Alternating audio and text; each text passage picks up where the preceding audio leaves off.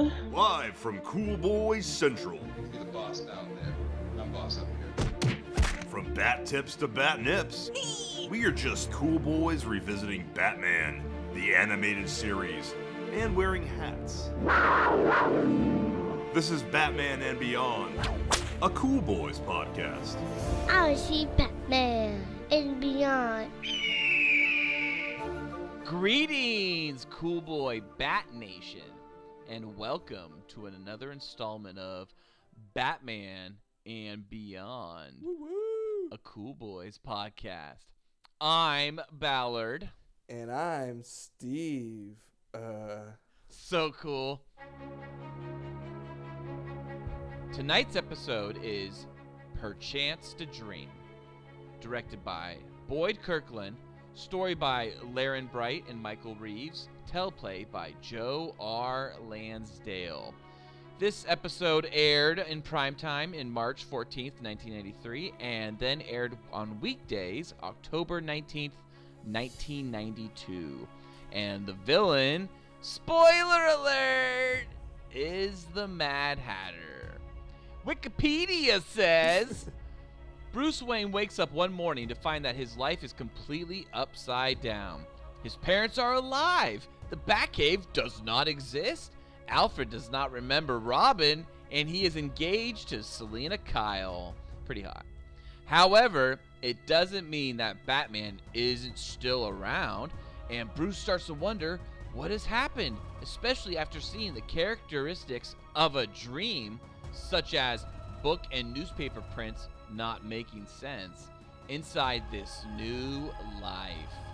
Wow.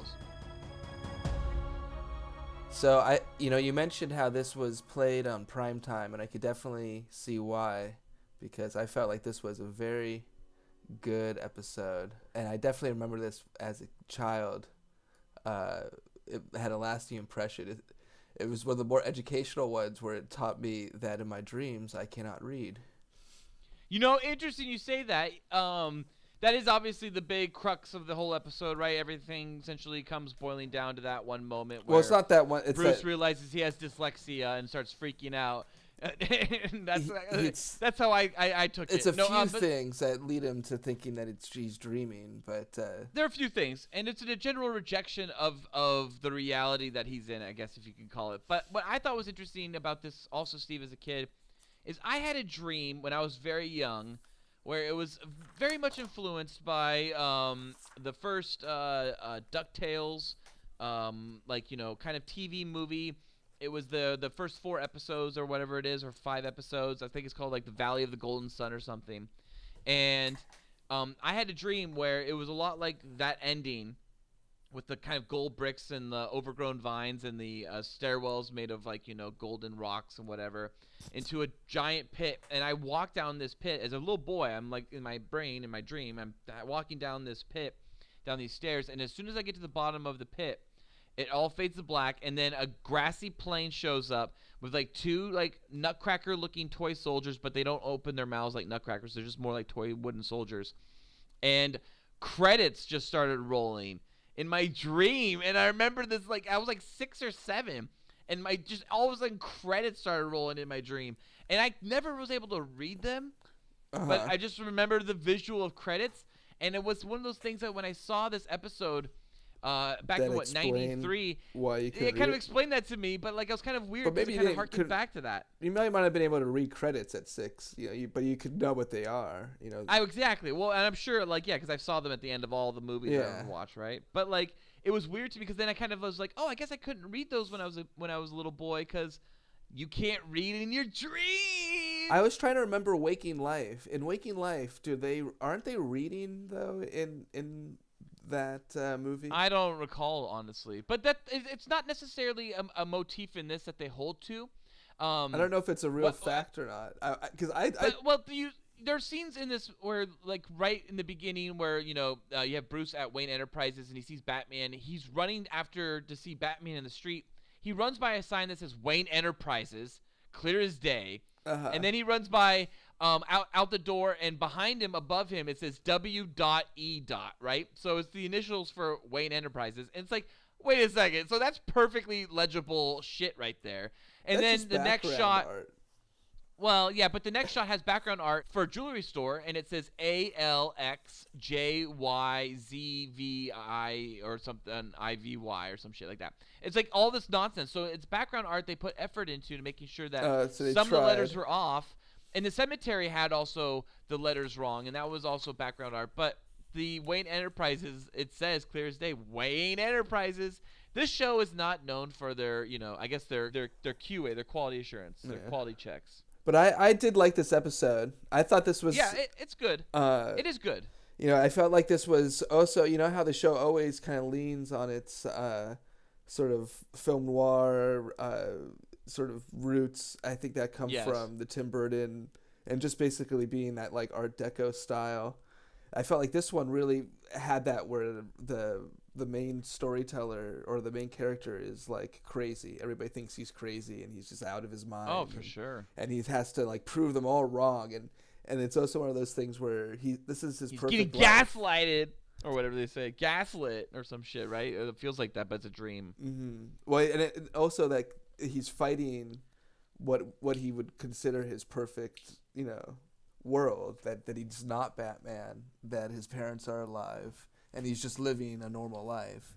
And he has to like, once again, I keep going back to like for a kid's show, that's a lot of heavy stuff, for him to basically realize that he can't accept that. He has to give up the perfect world, and he has to be, this broken person.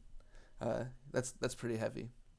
Oh, for sure. Well, I mean, it reminds me of this story, like a Superman storyline by Alan Moore, and it ended up being this awesome Justice League Unlimited episode called "For the Man Who Has Everything," which is a Mongol shows up on Superman's birthday and gives him a gift, right? And it's this like alien that's essentially puts Superman into a coma or a dreamlike state where he has a perfect story of what had happened if he never left Krypton and he grew up with his dad and his mom still around and he had a family on Krypton. And this is very much like that. Oh, and for sure. I didn't know about Alan Moore's story before I saw this. So this is my first kind of introduction into this kind of DC storytelling motif. But it is great. And when you see the Superman one and you see that Justice League Unlimited episode when Batman and Wonder Woman show up to come help like Cal on his birthday, or to come celebrate Cal's birthday, but then end up trying to help him, it's fucking awesome. It's a really great episode. I can't wait till we get there. But yeah, one of the things about this episode I kind of wanted to mention also, Steve, that we're at this point in the episode is that Bruce has this dreamlike state, right, that we've talked about, that essentially has occurred from the moment after the warehouse, where he gets knocked in the head in the warehouse, and then from that point on, we are in this dream, up.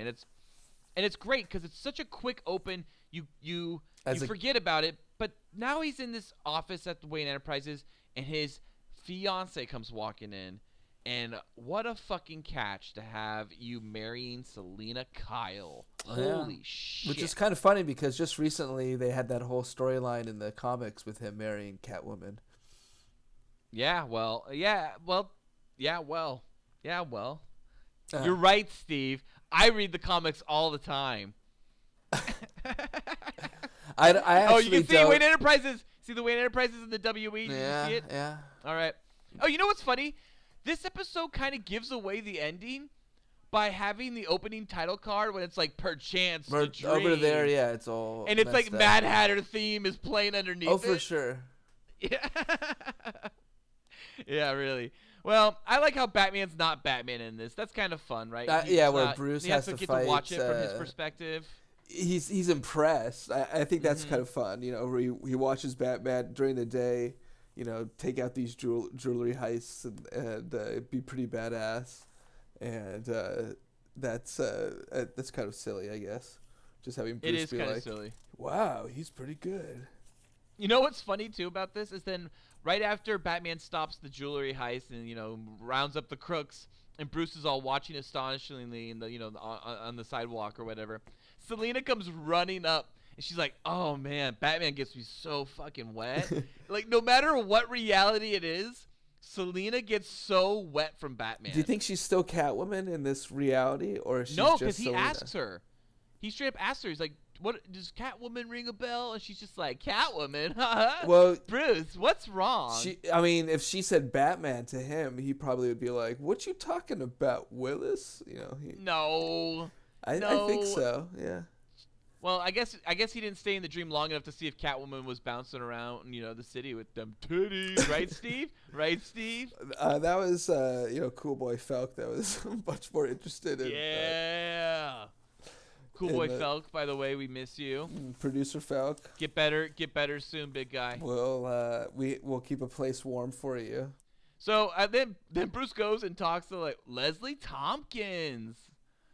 Little callback. They like to bring back some characters, huh? Yeah, so she was first introduced in what was the episode?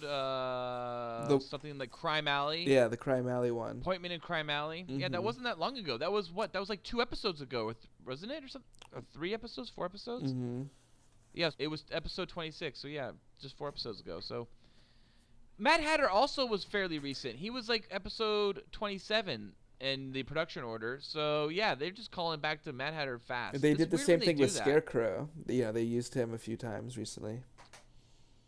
They did use him almost back to back recently after having a huge gap. Yeah, because he was like the 2nd episode or something like that, or no, the 3rd episode, because it's first episode's Man Bat, then it's the Joker, it's Christmas, and then Scarecrow. So that's a huge jump.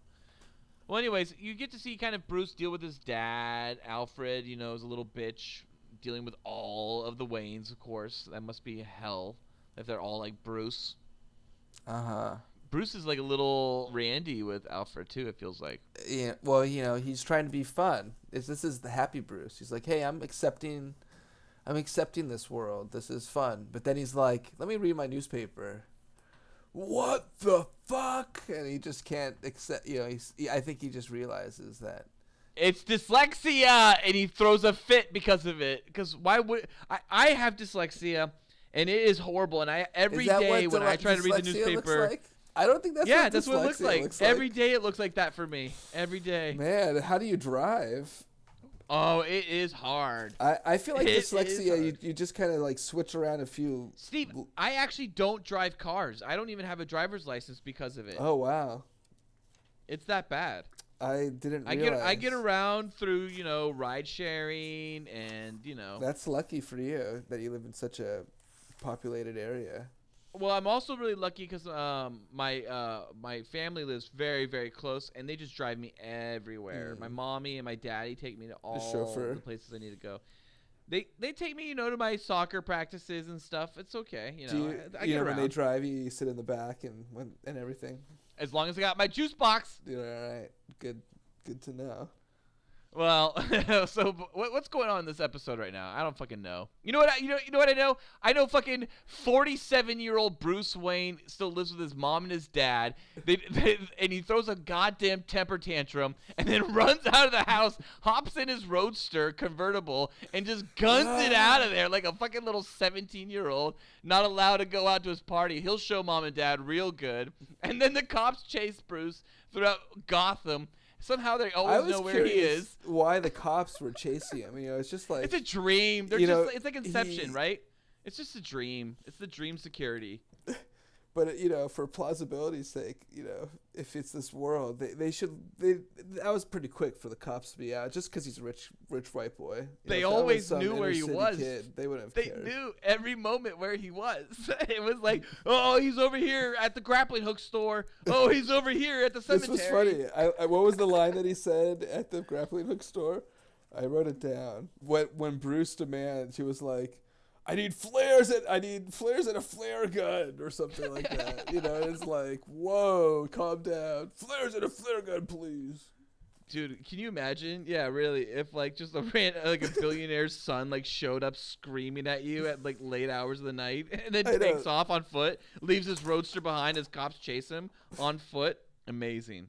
This is the world Bruce's brain, right? This is Bruce's nightmare. No, this was Bruce's dream, perfect reality or something. That's what. But it didn't make any sense. Once again, how come the Mad Hatter didn't take off his. Oh, mask. you're going Like, there. You're going there, but you're not even there yet. I'm You're not going even there, yet. you know, I have that same thing. I have that exact We same note written down. revealed. All right, so yeah, revealed let's just that fucking this- jump ahead. So Bruce Wayne has Yeah. to run away from the cops, and then eventually he has to, climb a clock tower, and then he goes and confronts Batman, and they have a pretty good fight that reminded me a lot of 1989's Batman. It's a lot of on the different bell tower or homages. whatever. It was kind of cool. It was a cool setting. Yeah. But once he wakes up, it doesn't make any sense. Like, How does why he they wake don't up? figure How does out. he wake up? He startles himself. He commits himself. He kills himself. He commits himself? He kills himself. Yeah, you're right, He Steve. He commits kills suicide. himself. Yeah, he commits suicide. Throws his ass off the clock That's tower. pretty dark. It is very dark, and like, can you imagine kids watching this? Like, prime time. They're just like, "Mommy, am I in a dream? No, little Johnny, get away from the clock tower." I've had those dreams where you can't tell if you're, especially when you're a kid. Those happen more often, where you couldn't tell if you were dreaming or not. Yeah, all the time. Did you ever have the ones where you would wake up in a dream, and then you would? Oh, how many levels of dreams have you ever woken up from? The most I ever did was 3. That was the same. It was basically like one of those things where I was like having a nightmare, and I thought I woke up, and then went to my parents' room to tell them that I was having a nightmare, and then And it was still going on. Then the nightmare was like it was whatever it was like in the from the bed, and then I think I woke up from there. Yeah, I think mine was it was a nightmare that I woke up. My 3-layer one was a nightmare that I woke up. I woke up from the nightmare in another dream. It was early morning, and like my mom was in the kitchen or something like that, and I got out of bed to go see her, and then like as I look into the sun coming through the back glass doors, that like woke me up into another dream. And then that dream was like for half a second, like it was like a real brief dream, and then boom, I was really awake, and I was like, whoa, that was weird. That is weird. Yep. Anyways, so when Batman wakes up from his dream, the Mad Hatter reveal, right? It's Mad Hatter because he pulls off the cowl. It's the Mad Hatter, and then he throws his ass off. Well, I guess, step back a bit. So Batman eventually gets his cowl ripped off, and it's the Mad Hatter underneath, and he essentially tells, Bruce that, he's in this dream for better or worse, and it'll, stay in it, and you can't just kill yourself because it's a special dream, which Bruce, as we mentioned, challenges by committing suicide, throwing his ass off a clock tower. But I really like that Bruce Wayne is such a brooder that he naturally rejects the happily ever after lifestyle. Like, he just is like, no, man. No, something's wrong here, and he just pulls himself out of it. Like, he just catches that shit. He's like, he is so fucked up from his parents' death. He can't accept that it's a dream. That this isn't. If it's a dream, then it's not real. I think that's a really interesting thing. Is that he kind of knows throughout that this is all fake. Like, he's like, you're alive, and I'm not Batman, but like. He just can't accept it. Well, would you say he knew as soon as he asked did Robin drop me off? And then Alfred's like, no, bitch, Selena dropped you off. Your fucking fiance you've been fucking every night. I think when the Batcave wasn't there, it was like when he realized this was not his real reality. But what got him frustrated was the fact that he couldn't read anything. I do have to say I love that Robin is name dropped. It's nice to have those I am a fan of the name drop when you deal with large universe type stuff like this. I don't necessarily need to always see Robin in it. Just if I hear There's a Robin, history. Yeah, it's just nice to hear that. This was fun. Well, it's interesting bringing that up because when they bring up Robin in Robin's Reckoning, it's definitely there's this long history that has gone on. They make it seem like that they've had that you really don't know about at all. You're right. That they don't show any of his training. Great point, Steve. I think we should get into that more when we talk about Robin's Reckoning. But for this, one of the things that's great that you did mention and we kind of skipped over a second ago is how the Mad Hatter didn't pull off the suit or cowl to expose the true identity of Batman. He just set up the Dream Machine to work through Batman's cowl. It didn't make any sense, and he just left him alone. he should just kill him if he's like this crazy person. Like I don't understand. Like none of it. The end result that he's just trying to give him a perfect dream. Like why? Like I don't know. That was the only part that didn't make any sense.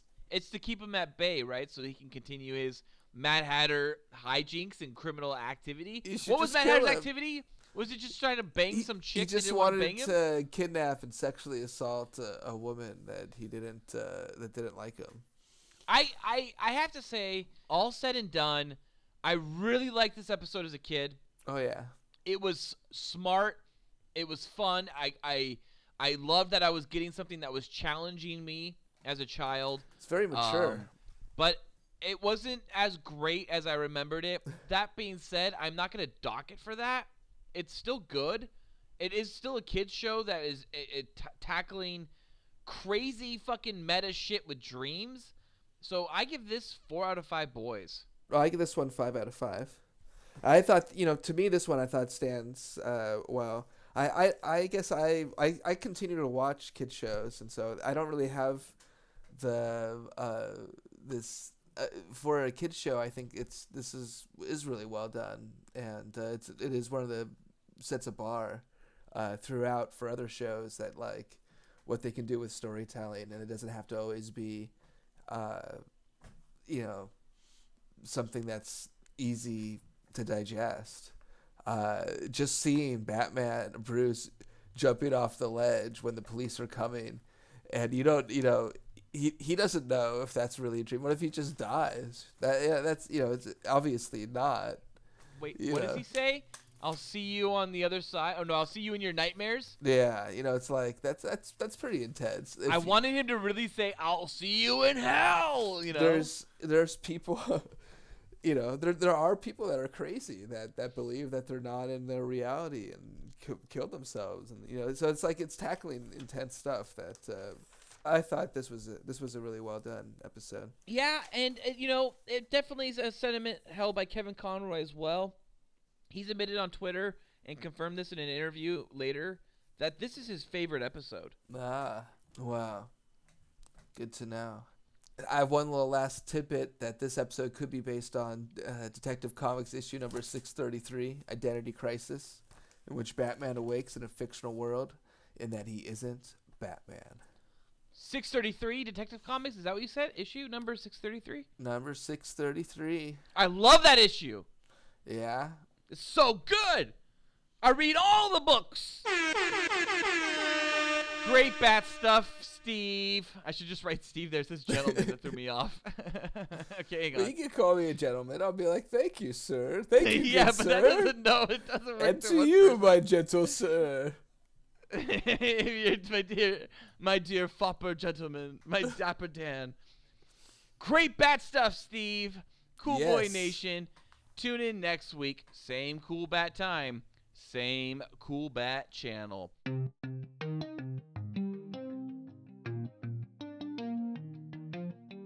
Cool Boy Bat Nation, be sure to let us bat know what you bat thought of Perchance to Dream, or what your favorite bat episode is by bat emailing us at batmanandbeyondcoolboys@gmail.com.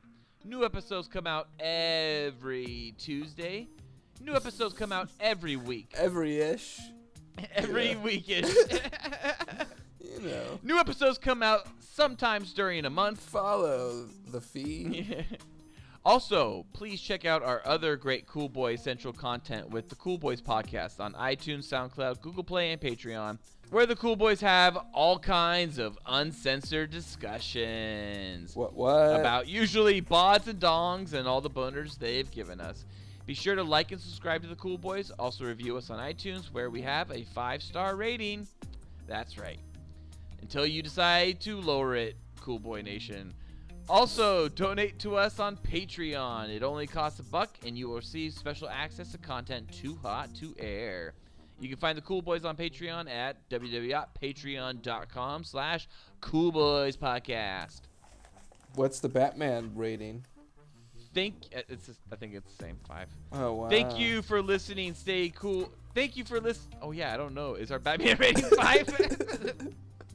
Maybe I shouldn't mention that. Be sure to like. Yeah, like a 3-star rating. Be sure to like and subscribe to us on iTunes and review us as well, where we have a rating. I don't know what to say there. All right. Thank you for listening. Stay cool, cool boy, Bat Nation. Until next time, it's Bizees from Ballard. That is Bizees from Steve. All right. Okay, we got something there. So cool. Batman And beyond. Oh, yeah. Batman and beyond. Oh,